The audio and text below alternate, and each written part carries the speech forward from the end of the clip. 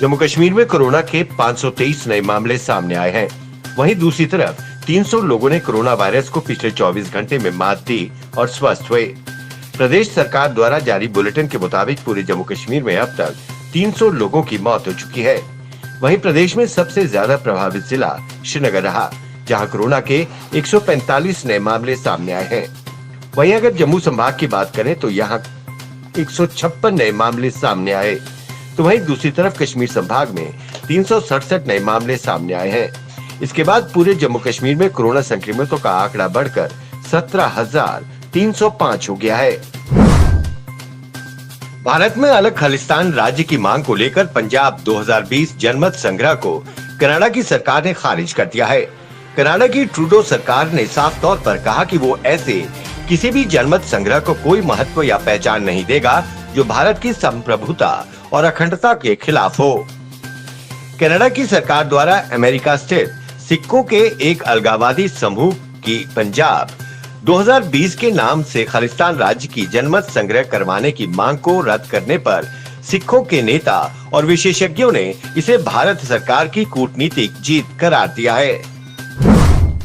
मुख्यमंत्री योगी आदित्यनाथ ने कहा कि 5 अगस्त को होने वाले भूमि पूजन का मुहूर्त 500 साल के प्रयासों और तमाम संघर्षों के बाद आया है। ये सबसे अच्छा मुहूर्त है, इसलिए अयोध्या में एक बार फिर से दिवाली मनाएं। उन्होंने संतों से कहा कि अयोध्या को त्रेता युग की तरह सजाएं। सभी संत महात्मा अपने अपने स्थान पर 4 अगस्त को अखंड रामायण का पाठ शुरू करें और 5 अगस्त को पूर्ण आहुति दें। मठ मंदिरों में दीप जलाएं और सुंदर कांड का पाठ करें। कश्मीर के यूरोलॉजिस्ट डॉक्टर सलीम वानी ने जिस कोरोना पॉजिटिव मरीज को अपना प्लाज्मा डोनेट किया था, वो पूरी तरह से ठीक होकर अपने घर लौट आया है। उसके ठीक होने पर मरीज के बेटे ने खुशी का इजहार करते हुए बाकी लोगों से भी सामने आकर प्लाज्मा डोनेट करने की अपील की है। वहीं डॉक्टर सलीम ने कहा कि उन्हें भी काफी खुशी हुई है और ऐसा लगा कि खुदा ने उनके एक प्रयास को स्वीकार किया है। जम्मू कश्मीर अपनी पार्टी के अध्यक्ष सैयद अल्ताफ बुखारी ने जम्मू कश्मीर का राज्य का दर्जा बहाल करने की मांग की। जम्मू में पत्रकारों से बातचीत के दौरान उन्होंने कहा कि जम्मू कश्मीर को राज्य का दर्जा मिलने से ही जन आकांक्षाएं पूरी हो सकती हैं और प्रदेश के लोग अपने हिसाब से कानून बना सकते हैं।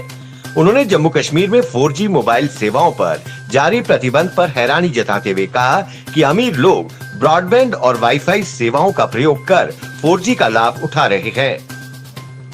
बुखारी ने कहा कि आतंकवादी सैटेलाइट फोन का प्रयोग करते हैं। ऐसे में 4G की बजाय 2G सेवाओं को केवल जम्मू कश्मीर के गरीब लोगों पर थोपा गया है। उन्होंने तत्काल 4G सेवा को बहाल करने की मांग की है। जम्मू संभाग आतंकवाद से मुक्ति की तरफ तेजी से बढ़ रहा है।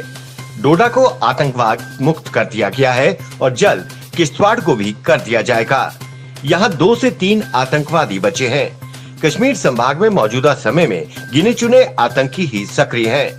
ज्यादातर शीर्ष कमांडर मारे जा चुके हैं। आने वाले दिनों में इसका भी सफाया कर दिया जाएगा। ये बातें डीजीपी दिलबाग सिंह ने कही। डीजीपी ने कहा कि 2001 में सबसे पहले जिला उधमपुर आतंकवाद मुक्त हुआ था। अब 2020 में डोडा को भी आतंकवाद मुक्त कर दिया गया है। कश्मीर घाटी के जिला कुलगाम में राष्ट्रीय राइफल्स और youth services of sports office Kulgam की ने संयुक्त रूप से कुलगाम प्रीमियर लीग में जिन क्रिकेटर्स ने भाग लिया था, उनमें से 7 खिलाड़ियों को मेरिट के हिसाब से चुनकर देश की 2 बहुत ही प्रतिष्ठित क्रिकेट अकेडमीज के लिए चुना है। सभी सिलेक्टेड क्रिकेट खिलाड़ी national level sports academy Jalandhar और लुधियाना में भाग लेंगे। कश्मीर घाटी के जिला शोपिया में खेलों को बढ़ावा देने के उद्देश्य से सेना की 62 RR ने ऑपरेशन सद्भावना के तहत बैडमिंटन टूर्नामेंट का आयोजन किया। ये टूर्नामेंट लड़के और लड़कियों दोनों वर्गों के लिए किया गया। इसमें 40 लड़के और लड़कियों ने भाग लिया। वहीं गांव के युवाओं ने सेना को धन्यवाद किया। सेना ने जीतने वाले खिलाड़ियों को सम्मानित किया। जम्मू कश्मीर प्रशासन द्वारा कोरोना वायरस के प्रकोप को देखते हुए शुक्रवार शाम 6 बजे से पूर्ण लॉकडाउन घोषित कर दिया गया था। ये लॉकडाउन 2 दिनों का घोषित किया गया है। जो सोमवार सुबह 6 बजे खुलेगा। लॉकडाउन के दौरान मेडिकल शॉप्स, फल सब्जी की दुकानें और दूध की दुकानों को छोड़कर सब कुछ बंद नजर आया। सड़कों गलियों में सन्नाटा पसरा पड़ा है और पुलिस पूरी मुस्तैदी से सरकार द्वारा जारी लॉकडाउन के दिशा निर्देशों का पालन कर रही है और लोग अपने घरों के अंदर हैं।